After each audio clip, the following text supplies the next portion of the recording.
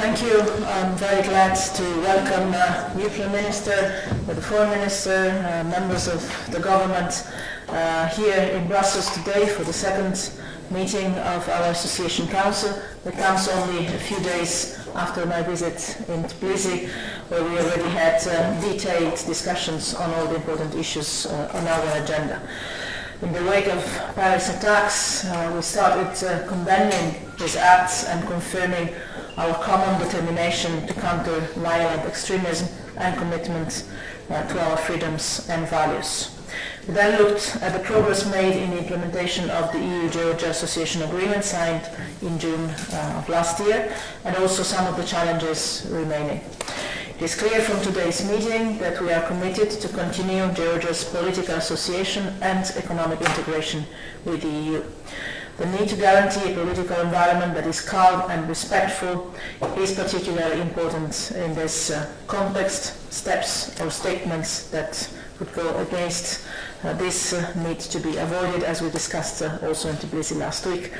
There needs to be an environment based on freedom of media, pluralism, respect for the rule of law and judicial independence to ensure democratic, inclusive and participatory elections. We will continue to support Georgia in its efforts to reform the judiciary and safeguard the rule of law.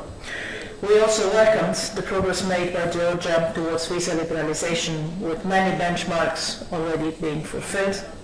The efforts to fulfill the remaining ones will need obviously to continue, and as I said last week in Tbilisi, I cannot anticipate the decision that will be taken, but I see very positive signs of the process in front of us. We discussed developments in Abkhazia and South Ossetia and reiterated the EU's firm support for the territorial integrity of Georgia within its internationally recognized borders. We remain firmly committed to peace, stability and conflict resolution and our policy of non-recognition and engagement in Georgia. The EU Special Representative for the South Caucasus and the crisis in Georgia, the EU co-chairmanship of the Geneva International Discussions and the EU monitoring mission are visible and substantial signs of this commitment.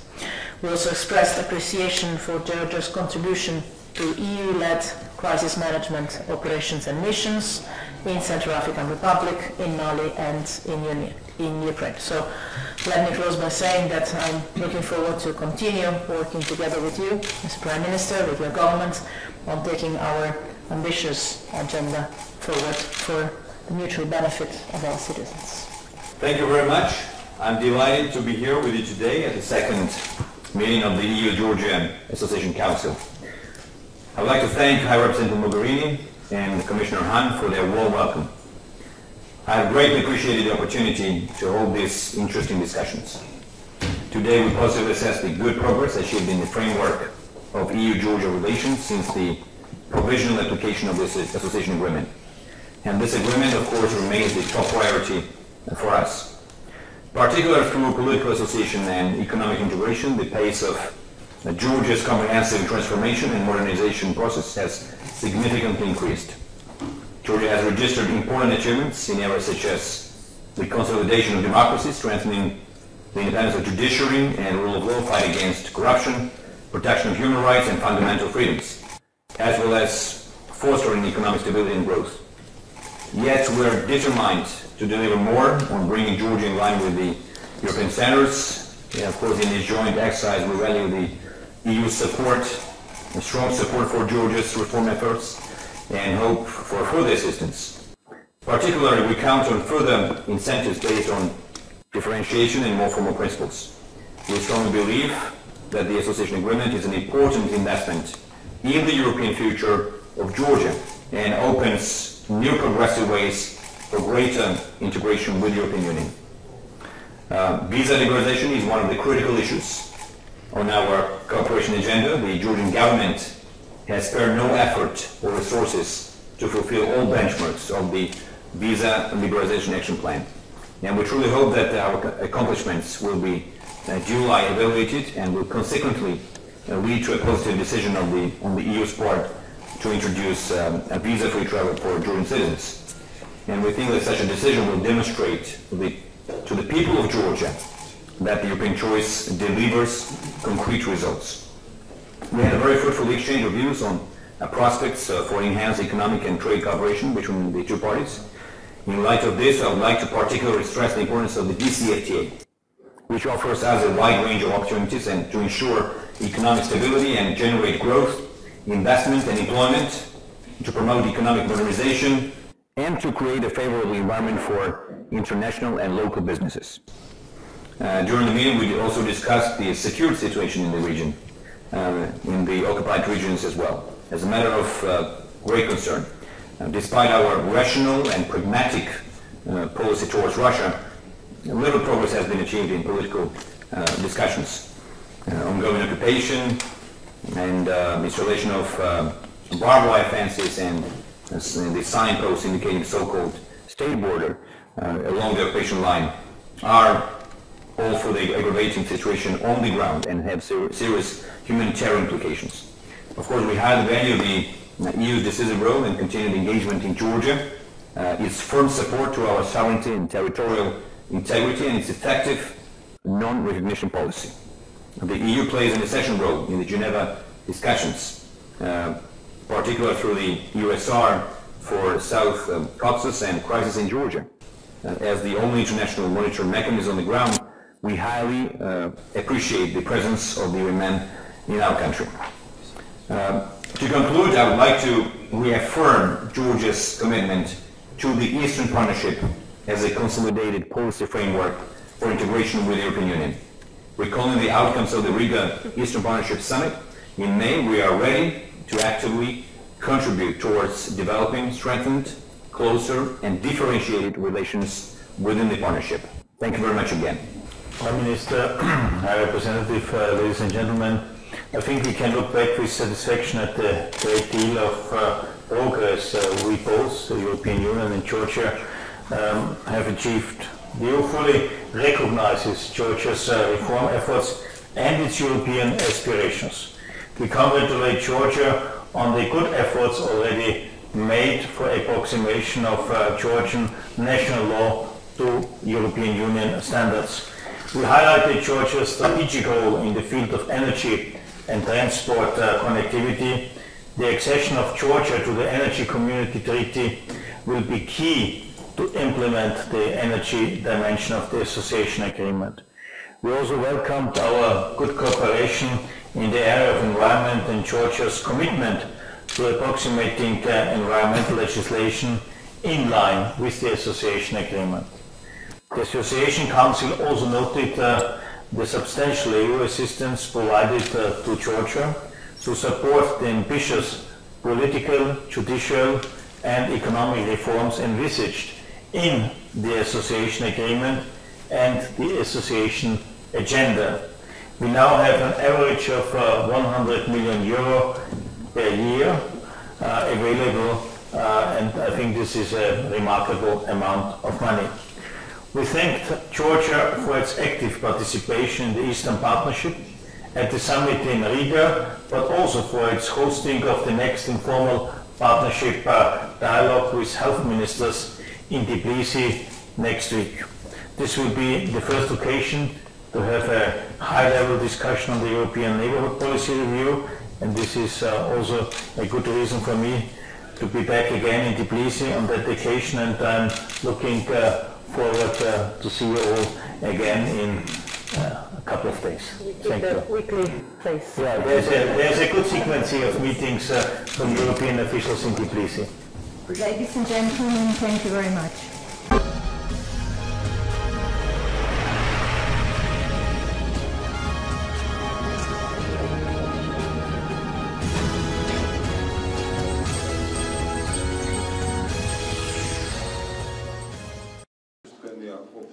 ადასტურებს იმას, რომ ანტიბიოტიკების არამიზნობრივ გამოყენებასთან არის ყველა ქვეყნისთვის თანაბრად მნიშვნელოვანი არის ერთ-ერთი სახელმწიფო პაციენტური ანტიბიოტიკოთერაპია უბრალოდ ამომივარდა ახლა მეხსიერება. ესეთი მაგალითების მოყვანა უამრავი შეიძლება ვირუსული ინფექციების დროს, როდესაც ნიშნავენ მტერი უკვე არ უნდა დაეხმაროთ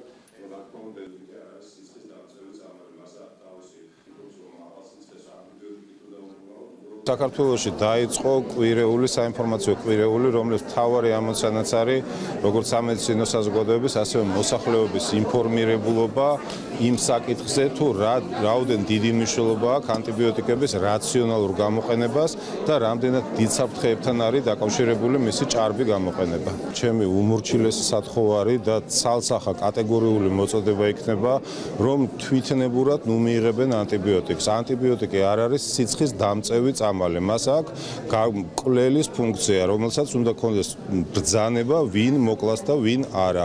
რაც შეეხება ექიმებს, ასევე უმორჩილესი სათხოვარი მექნება ჩვენი კოლეგებისადმი, რომ ჩვენ ძალიან მკაცრად გავაკონტროლებთ ანტიბიოტიკების არამიზნობრივ დანიშნულებას და ამის პირობას გაძლევთ, რომ ყველანაირად შეგიწყობთ ხელს მიმართავ ჩემ კოლეგებს იმისათვის, რომ რაციონალური ანტიბიოტიკოთერაპია მისწომადი იყოს ინფორმაციულად თქვენთვის, მაგრამ ნუ გეწყინებათ, თუ კი ვნახავთ, რომ არარაციონალურად ინიშნება ანტიბიოტიკები, გვექნება შესაბამისი რეაგირება. გირჩევთ როგორც მოსახლეობას პირველ რიგში, რომ ანტიბიოტიკები ვიხმაროთ მხოლოდ ექიმის დანიშნულებით და არ მივყვეთ თვით მკურნალობას. მეორე, თვითონ ჩემს კოლეგებს, რომ ჩვენ მივახციეთ იმას, რომ წელს წლევანდელი გამოცემა ყველაზე უფრო გავრცელებული ეგრეთ წოდებული ჯიბის წიგნისა ანტიმიკრობული საშუალებების რაციონალური ხმარების შესახებ სენფორდის გაიდლაინი ნათარგმნია ქართულად. ყველა ოჯახის ექიმს, ყველა პირველადი ჯანდაცვის ექიმს, ყველა გოსპიტალს ის ურიგდება უსასყიდლოდ და რაც შეიძლება მაქსიმალურად გამოვიყენოთ ეს საშუალება, კარგად გავეცნოთ ამ სახელმძღვანელოს და ვიხემძღვანელოთ ამ სახელმძღვანელოს ძირითადი პრინციპებით. მაშინ ჩვენს მიერ დანიშნული ანტიბიოტიკი ყოველთვის იქნება რაციონალურად დანიშნული და სწორედ იმოქმედებს და გაუწევს პაციენტს სამკურნალო დახმარებას და არ შექმნის პირიქით პრობლემას შემდგომში რეზისტენტობის განვითარების თვალსაზრისით.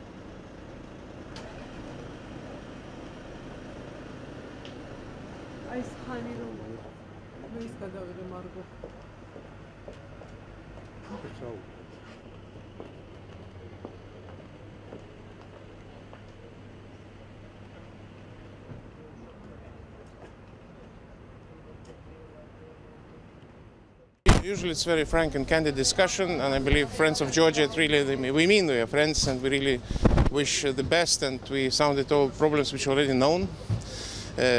Frankly speaking, also big progress so far. We registered that, contribution to peace operations, also outreach to the other parts which are separated forcefully from Georgia, moderate approach in conflict resolution. Definitely good progress with regard to visa liberalization. We all wish that we'll get positive report from the Commission in December. This is the key probably. And also judicial reform is important.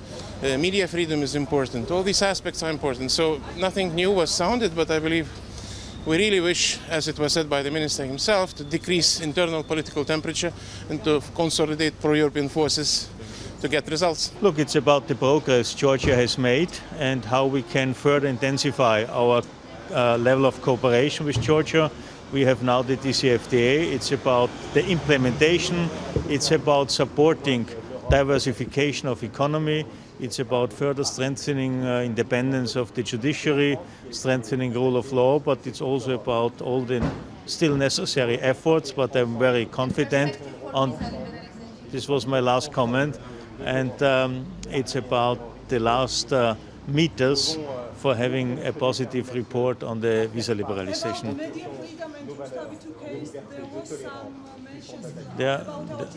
There were a discussion And all of us, because it was a meeting of the Friends of Georgia, were stressing the independence of media, but also to respect rule of law principles.